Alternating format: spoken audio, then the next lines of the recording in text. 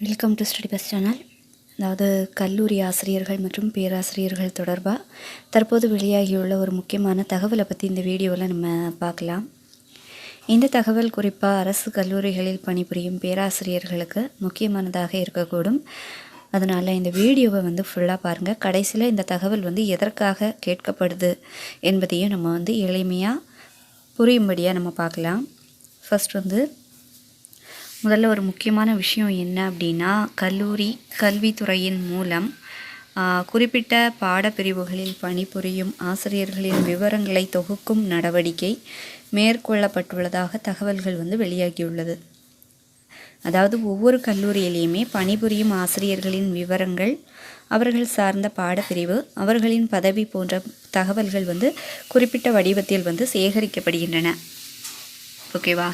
அடுத்தது பார்த்திங்கன்னா, இதில் குறிப்பாக அசோசியேட் ப்ரொஃபஸர் மற்றும் அசிஸ்டண்ட் ப்ரொஃபஸர் போன்ற பதவிகளில் பணிபுரிபவர்களின் விவரங்களுக்கு முக்கியத்துவம் கொடுக்கப்பட்டுள்ளது. அதிலும் பார்த்திங்கன்னா, சயின்ஸ் மற்றும் ஹியூமனிட்டிஸ் சார்ந்த பாடப்பிரிவுகளில் பணிபுரியும் ஆசிரியர்களின் தகவல்கள் கேட்கப்பட்டுள்ளதாக தகவல்கள் தெரிவிக்கப்பட்டிருக்குது. இன்னும் பார்த்திங்கன்னா, அதாவது இப்போது இதோட காரணம் என்ன அப்படின்றதையும் பார்க்கலாம். கல்லூரி கல்வி தொடர்பான ஒரு சிறப்பு பயிற்சி நடவடிக்கை மற்றும் அதனுடன் தொடர்புடைய பணிகளுக்காக ஆசிரியர்களின் விவரங்கள் தேவைப்படுவதாக இந்த தகவலில் குறிப்பிடப்பட்டிருக்குது. இன்னும் ஒரு வாட்டி சொல்கிறேன். என்னென்னா, கல்லூரி கல்வி தொடர்பான ஒரு சிறப்பு பயிற்சி நடவடிக்கை மற்றும் அதனுடன் தொடர்புடைய பணிகளுக்காக ஆசிரியர்களின் விவரங்கள் தேவைப்படுவதாக இந்த தகவலில் குறிப்பிடப்பட்டிருக்குது. இதில் அசோசியேட் ப்ரொஃபஸர் பதவியில் இருப்பவர்களுக்கு முன்னுரிமை வழங்கலாம் என்று கூறப்பட்டிருக்குது. ஒரு குறிப்பிட்ட பாடப்பிரிவில் போதுமான அளவு அசோசியேட் ப்ரொஃபஸர் இல்லாத சூழ்நிலை ஏற்பட்டால் அந்த பாடத்தில் பணிபுரியும் அசிஸ்டண்ட் ப்ரொஃபஸர்களை பரிந்துரைக்கலாம் என்று தெரிவிக்கப்பட்டுள்ளது. அதாவது அசோசியேட் ப்ரொஃபஸர் மட்டுமே தேர்வு செய்யப்படுவார்கள் என்று அர்த்தம் கிடையாது. அதுக்கு தேவைக்கு ஏற்ப அசிஸ்டண்ட் ப்ரொஃபஸர்களும் இந்த செயல்முறையில் இடம்பெற வாய்ப்பு இருக்குது. மேலும் ஒரு முக்கியமான தகுதியும் குறிப்பிடப்பட்டுள்ளது. ஆசிரியர் தேர்வு வாரியம் தொடர்பான வினாத்தாள் தயாரிப்பு அல்லது அது போன்ற கல்வி சார்ந்த பணிகளில் முன் அனுபவம் பெற்ற ஆசிரியர்களுக்கு முன்னுரிமை வழங்கப்படலாம் என்றும் தெரிவிக்கப்பட்டுள்ளது. இதனால் ஏற்கனவே வினாத்தாள் தயாரித்த அனுபவம் உள்ள ஆசிரியர்கள் தங்களுடைய விவரங்களை சரியாக வழங்குவது முக்கியமாக இருக்கலாம். இப்போது அடுத்த முக்கியமான விஷயத்துக்கு வரலாம். இந்த விவரங்கள் எப்படி அனுப்பப்பட வேண்டும் அப்படின்ற ஒரு கேள்வி இருக்கும். அதற்காக ஒரு குறிப்பிட்ட ஃபார்மேட் அல்லது அட்டாச்மெண்ட் ஃபார்ம் வழங்கப்பட்டுள்ளதாக கூறப்பட்டுள்ளது. அந்த படிவத்தில் தேவையான தகவல்களை பாடவாரியாக நிரப்ப வேண்டும்.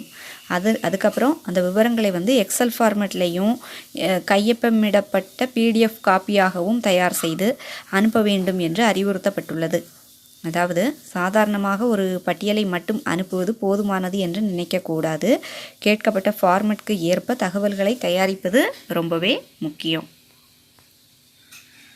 ஓகே, அடுத்தது மேலும் சம்பந்தப்பட்ட அலுவலக மின்னஞ்சல் முகவரிக்கு எக்ஸல் ஃபைல் அனுப்ப வேண்டும் என்றும் கையொப்பமிடப்பட்ட உண்மை பிரதியை அதிகாரப்பூர்வமாக அனுப்ப வேண்டிய நடைமுறையும் குறிப்பிடப்பட்டுள்ளது. இங்கே இன்னொரு விஷயத்தையும் நம்ம கவனிக்கணும். இந்த தகவல் அரசு கல்லூரிகளில் பணிபுரியும் ஆசிரியர்களை மையமாக கொண்டது. எனவே ஒவ்வொரு கல்லூரியும் தங்களிடம் பணிபுரியும் தகுதியான ஆசிரியர்களின் விவரங்களை சரியாக தொகுத்து அனுப்ப வேண்டிய நிலை இருக்குது. இப்போ பல பேருக்கு ஒரு சந்தேகம் வரலாம், இந்த விவரங்களை ஏன் இப்போது கேட்குறாங்க அப்படின்னு சொல்லி. இதற்கு கிடைத்துள்ள தகவலின் அடிப்படையில் பார்க்கும்போது இது நிர்வாக மற்றும் என்ன அடிப்படையில் இது அதாவது நிர்வாக மற்றும் கல்வி சார்ந்த தேவைகளுக்காக ஆசிரியர்களின் தகவல்களை ஒருங்கிணைக்கும் நடவடிக்கையாக தெரிகிறது. குறிப்பாக எதிர்காலத்தில் நடைபெறக்கூடிய பயிற்சி முகாம், கல்வி சார்ந்த பணிகள் அல்லது தேர்வு தொடர்பான பணிகளுக்கு தேவையான ஆசிரியர்களை அடையாளம் காண்பதற்கான ஒரு தரவுத்தளமாக இந்த தகவல்கள் பயன்படுத்தப்பட வாய்ப்பு இருக்குது. ஆனால் இங்கே நம்ம கவனமாக இருக்க வேண்டிய ஒரு இதுவும் இருக்குது. என்ன அப்படின்னு பார்க்கலாம். இந்த தகவல் வெளியாகியுள்ளது என்பதற்காக உடனடியாக ஏதாவது புதிய தேர்வு அறிவிப்பு வெளியாகிவிட்டது என்ற அர்த்தமாக நம்ம எடுக்கக்கூடாது. அப்படி அர்த்தமாக எடுக்க வேண்டாம். அதே போல் இந்த பட்டியலில் பெயர் கொடுத்தால் கட்டாயமாக ஒரு குறிப்பிட்ட பணிக்கு தேர்வு செய்யப்படுவார்கள் என்றும் சொல்ல முடியாது. அதிகாரப்பூர்வ அறிவிப்பில் என்ன குறிப்பிடப்பட்டிருக்கிறதோ அதையே அடிப்படையாக நம்ம எடுத்துக்கணும். மேலும் இந்த நடவடிக்கையில் இடம்பெறும் அசோசியேட் ப்ரொஃபஸர் அல்லது அசிஸ்டன்ட் ப்ரொஃபஸர் மீது ஏற்கனவே ஏதேனும் துறை ரீதியான அல்லது ஒழுங்கு நடவடிக்கை நிலுவையில் இருக்கக்கூடாது என்பதும் குறிப்பிடப்பட்டுள்ளதாக தகவல் தெரிவிக்குது. இதன் நோக்கம் என்ன அப்படின்னா, பரிந்துரைக்கப்படும் ஆசிரியர்களின் நிர்வாக நிலையும் கருத்தில் கொள்ளப்பட வேண்டும் என்பதாக இருக்கலாம். அதனால் கல்லூரி நிர்வாகங்கள் ஆசிரியர்களின் விவரங்களை அனுப்பும்போது சரிபார்த்து அனுப்புவது ரொம்பவே முக்கியம். இப்போ இந்த முழு விஷயத்தையும் ரொம்பவே சுருக்கமாக நம்ம பார்த்துடலாம். அதாவது அரசு கல்லூரிகளில் பணிபுரியும் குறிப்பிட்ட பாடப்பிரிவுகளை சேர்ந்த அசோசியேட் ப்ரொஃபஸர் மற்றும் அசிஸ்டன்ட் ப்ரொஃபஸர்களின் விவரங்கள் சேகரிக்கப்படுகின்றன.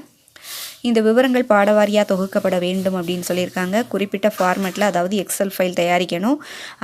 அதனுடன் கையொப்பமிடப்பட்ட பிடிஎஃப் காப்பியும் தயார் செய்ய வேண்டும்.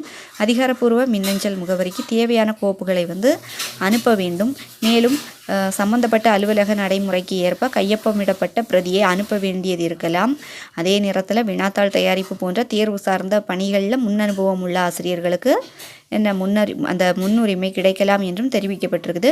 அதனால் கல்லூரி ஆசிரியர்கள் இந்த தகவலை சாதாரணமாக எடுத்துக்கொள்ளாமல் தங்களுடைய கல்லூரி நிர்வாகத்திடம் முழுமையாக விவரத்தை உறுதி செய்து கொள்ளுங்கள்.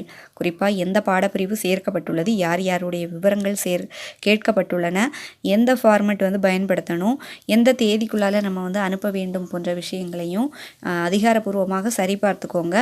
மேலும் ஒரு முக்கியமான விஷயம், இந்த தகவலை வச்சு எதிர்காலத்தில் கல்லூரி சார்ந்த தேர்வுகள் அல்லது ஆசிரியர்களுக்கான வாய்ப்புகள் குறித்து எதிர்பார்ப்பு இருக்கலாம். ஆனால் புதிய நோட்டிஃபிகேஷன் அதிகாரப்பூர்வமாக வெளியாகும் வரை எந்த தகவலையும் நம்ம உறுதியான ஒரு அறிவிப்பாக எடுத்துக்க வேண்டாம். அதிகாரப்பூர்வ அறிவிப்பு வந்தவுடன் அதில் குறிப்பிடப்படும் தகுதி, வயது வரம்பு, அதாவது பாடப்பிரிவுகள், காலியிடங்கள், தேர்வு முறை, விண்ணப்பிக்கும் தேதி போன்ற அனைத்தையும் தனித்தனியாக சரிபார்க்கணும்.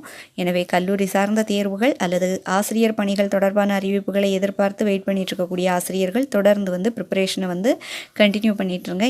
இந்த வருடத்தில் மேலும் அறிவிப்புகள் வர வாய்ப்பு இருப்பதால் அதிகாரப்பூர்வ அறிவிப்புகளை தொடர்ந்து நீங்கள் செக் பண்ணிக்கோங்க. இந்த தகவல் உங்களுக்கு யூஸ்ஃபுல்லாக இருந்துச்சுன்னா அப்படியே லைக் பண்ணி வச்சுக்கோங்க. அதாவது உங்கள் கல்லூரியில் இது போன்ற தகவல் வந்திருக்கிறதா அல்லது இந்த அறிவிப்பு தொடர்பாக உங்களுக்கு ஏதேனும் சந்தேகம் இருக்கிறதா அப்படின்றத கமெண்டில் நீங்கள் சொல்லுங்கள். உங்களுக்கு தெரிந்த அளவுக்கு தெளிவாக விளக்க முயற்சி செய்கிறேன். மேலும் கல்லூரி ஆசிரியர்கள் மற்றும் தேர்வு தொடர்பான முக்கியமான தகவல்களை தொடர்ந்து தெரிந்து கொள்ள நம்ம ஸ்டடிபஸ் சேனலை சப்ஸ்கிரைப் பண்ணி வச்சுக்கோங்க. அது மட்டும் இல்லை, ஷேர் பண்ணுங்கள், ஹைப் பண்ணி விடுங்க. அப்போ தான் நிறைய பேருக்கு இந்த வீடியோ ரீச் ஆகும். தேங்க்ஸ் ஃபார் வாட்சிங்.